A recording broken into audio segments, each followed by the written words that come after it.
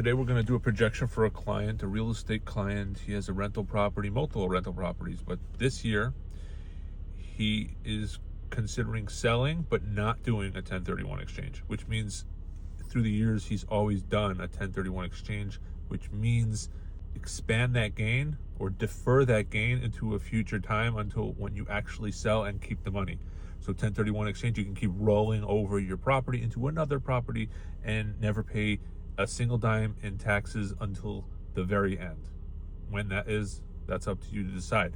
So that's what I'm going to do today. The client this time wants to see how much his tax will be if we do not do a 1031 exchange. So what I'm going to do is I'm going to get his contract price. He has a contract now on the property. It is a multifamily property.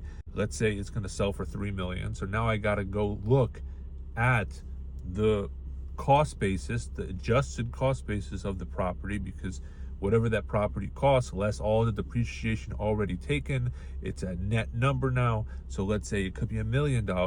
So if there's a $2 million gain, how much tax will he pay if he just pays the tax? And that's what I'm going to do. Hopefully I can do this example online. Follow me for more advice. But that's the kind of stuff that I do. In case anyone's wondering, what does a CPA tax strategist do? A client has this issue. They want someone to strategize. And this is a very simple calculation, because maybe this is the point I'm trying to say is not always you need a 1031 exchange.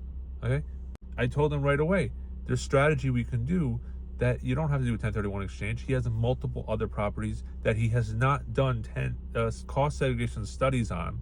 We can look at that and maybe make a cost segregation study, create a loss in another property, which will offset and shelter the gain from this property. Because, hey, not always does a 1031 exchange make sense in the investment side of things. Right now, the market is a little bit nuts, very high. He might not be able to find a property, or he doesn't want to deal with a property to replace. So it's not always about tax savings. It's about being smart and investment-wise smart. Okay, have a great day.